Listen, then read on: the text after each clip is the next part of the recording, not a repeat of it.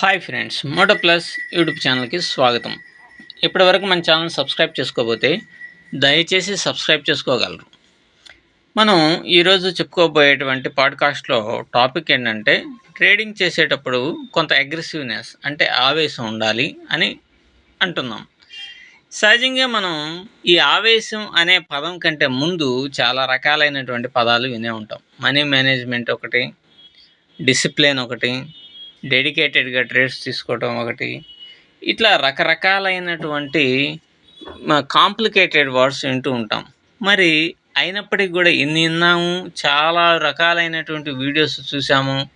ఈ discipline, money management, psychological balance ఇట్లాంటివన్నీ చూసినప్పటికీ కూడా మనకి ఏదో ఒకటి లోపించి ఉంటుంది. అందుకనే ఇప్పటికీ కూడా స్టాక్ మార్కెట్లో సక్సెస్ కావడానికి నానా రకాలైనటువంటి తంటాలు పడుతూనే ఉన్నాం. అవునా కదా? సో ఇప్పటికీ చాలామంది మనకు ఫోన్ చేసి కూడా చెప్తూ ఉంటారు, సక్సెస్ అనేటువంటిది లేదండి, లాభాలు ఇంకా కూడబెట్టలేకపోతున్నాము, ఇంకా లాస్లే వస్తున్నాయి అనేటువంటివన్నీ చెప్తూ ఉంటారు.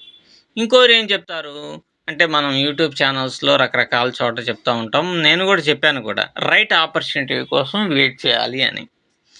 అంటే ఇక్కడ అర్థం ఏంటంటే, ఇప్పుడు డిసిప్లిన్ అంటే క్రమశిక్షణగా ఒక పద్ధతి ప్రకారం తీసుకోవటం, ట్రేడ్స్ అనేటువంటివి తీసుకోవటం అని. అసలు మామూలుగా మాట్లాడాలంటే క్రమ పద్ధతిగా ఒక పద్ధతి ప్రకారం ట్రేడ్స్ తీసుకోవటం అంటే ఏంటి అంటే, మనం ఒక స్ట్రాటజీని బిల్డప్ చేసుకొని ఆ స్ట్రాటజీలో ఎక్కడైతే మనకు ఆపర్చునిటీ వస్తుందో దాని ప్రకారం మనం ఎంట్రీ అనేటువంటిది కనుక అయితే అప్పుడు ఆ ట్రేడ్ అనేటువంటిది సక్సెస్కి దారితీస్తుంది అని చెప్పేసి మనం అనుకుంటూ ఉంటాం.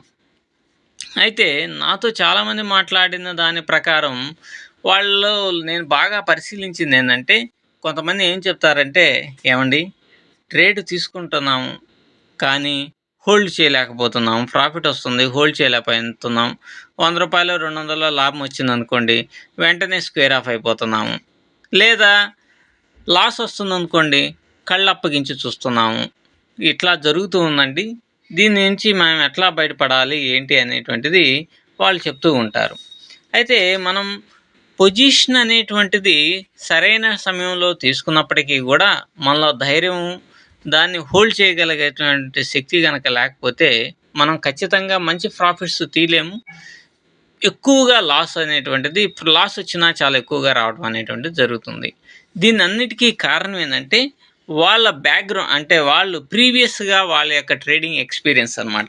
గతంలో కొన్ని ట్రేడ్స్ అనేటువంటివి చేస్తుంటారు. అదే మనం చెప్పుకున్నాం కదా, కొంతమంది ఫేక్ ట్రేడర్స్ని ఫాలో అయ్యి ఉండొచ్చు, లేకపోతే వాళ్ళు సొంతంగా అసలు స్టాక్ మార్కెట్ పైన అవగాహన లేకుండా బై అండ్ సెల్స్ చేసేసేసి, ఓకే ఇక్కడ నుంచి కనుక పైకి మూమెంట్ ఇస్తే పైకి వెళ్ళిపోతుంది, లేకపోతే పైనుంచి కింద పెడితే కిందకే పడిపోద్ది అని పీఈలు సీఈలు ఎట్లా పడితే అట్లా, అంటే ఒక డైరెక్షన్ లేకుండా కొనుక్కొని, అంటే దీన్నే డిసిప్లిన్ అంటారు అనమాట. సో ఒక డైరెక్షన్ లేకుండా ఎలా పడితే అలా కొనటం ద్వారా వాళ్ళు ఏమవుతారంటే డబ్బులు పోతాయి. డబ్బులు పోయినప్పుడు సైకలాజికల్గా వాళ్ళ మీద కొంత ప్రెజర్ అనేటువంటిది పెరిగిపోతుంది. అంతే కదా? ఇప్పుడు ఫ్యామిలీలో, ఇప్పుడు ఫ్యామిలీ మ్యాన్ అనుకోండి, అతను డబ్బులు సంపాదించాడు, సో కొద్దిగా ఉన్నటువంటి డబ్బులతో ట్రేడ్ చేసి డబ్బులు పోగొట్టుకున్నాడు. డబ్బులు పోగొట్టుకున్నప్పుడు ఏమవుతుంది, అవి లాస్ అయిపోయాడు అనుకోండి, స్టాక్ మార్కెట్లో లాస్ అయిపోతే, అర్రే మనం పోగొట్టుకున్న ఈ 10,000 రూపాయలు మన ఫ్యామిలీకి ఇంకో దానికి ఉపయోగపడాయి, లేకపోతే ఒక నెల రోజుల పాటు సరుకులు వచ్చాయి, లేకపోతే ఇంటికి రెంట్ వచ్చేదే అనేటువంటి కోణంలో ఆలోచిస్తాడు. ఇవన్నీ ఆలోచించేసరికి వాళ్ళ మీద ప్రెజర్ అనేటువంటిది పెరిగిపోతుంది. ఈ ప్రెజర్ పెరిగిపోవడం వలన మనం అసలు స్టాక్ మార్కెట్లో ఏ డైరెక్షన్ వెళ్ళాలి, ఎలా వెళ్ళాలి ఏంటి అనేటువంటిది ఏమీ అర్థం కాక గందరగోళమైన పరిస్థితికి వెళ్ళిపోతాడనమాట.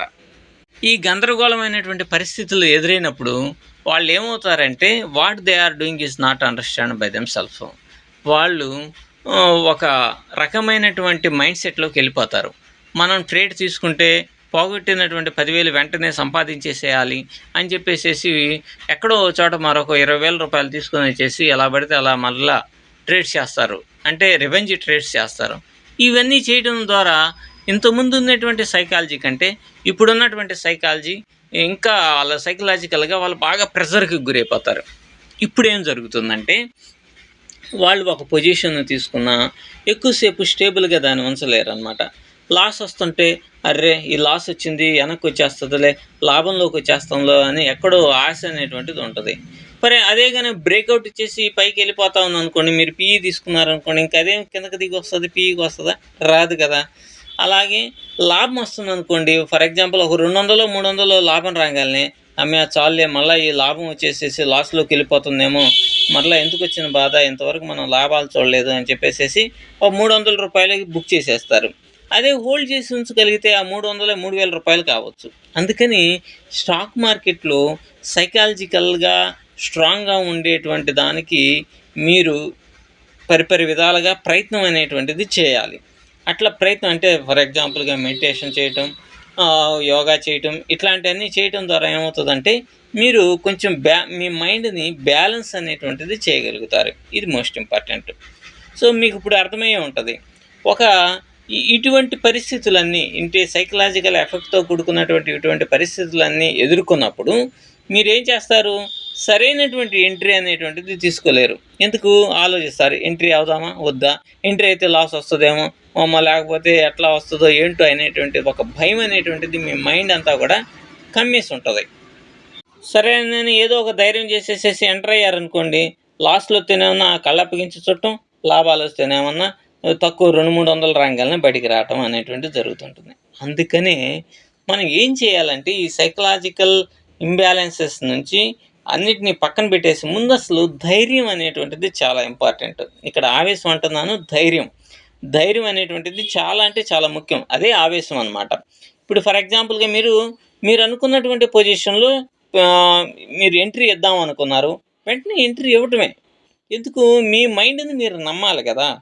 మీ మైండ్ని మీరు నమ్మకుండా వేరే వాడు ఎవరినో చెప్పిన దాన్ని ఆలోచిస్తూ ఉంటే మీరు తీసుకోవాల్సిన పొజిషను సమయం దాటిపోవచ్చు, అది ఇంకొక రకంగా వెళ్ళిపోవచ్చు.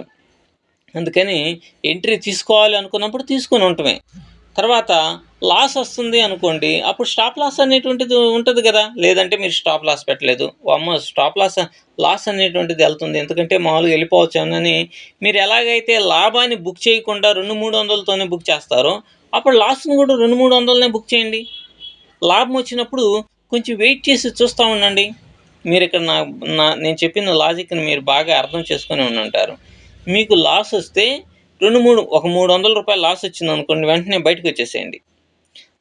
అదే కనుక లాభం 300 రూపాయలు కానొచ్చింది అనుకోండి, ఎడతిరిగి మీరు 300 రూపాయల లాస్కి సిద్ధపడ్డారు కదా, 300 రాగానే తీసేద్దాం అనుకున్నారు కదా, 300 లాభం వచ్చినప్పుడు అది ఎంతవరకు వెళ్తుందో, నెక్స్ట్ సపోర్ట్ ఆర్ రెసిస్టెన్స్ వరకు వెళ్తుందో లేదో అని చెప్పేసి వెయిట్ చేయండి, చూడండి.